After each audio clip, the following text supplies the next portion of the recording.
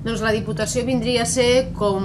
una gran central de recursos que bàsicament el que ens permet és millorar allò que amb els pressupostos locals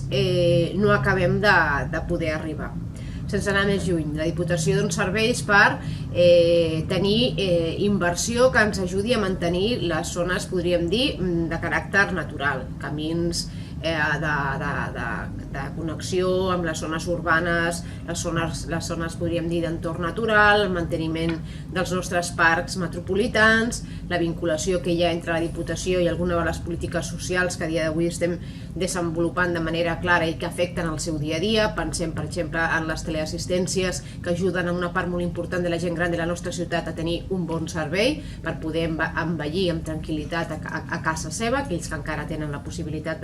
d'estar a casa. Per part de la gent més jove, tots els programes que fem vinculats a les polítiques de joventut que es reforcen amb el suport tècnic de la Diputació. En definitiva, la Diputació ens aporta molts recursos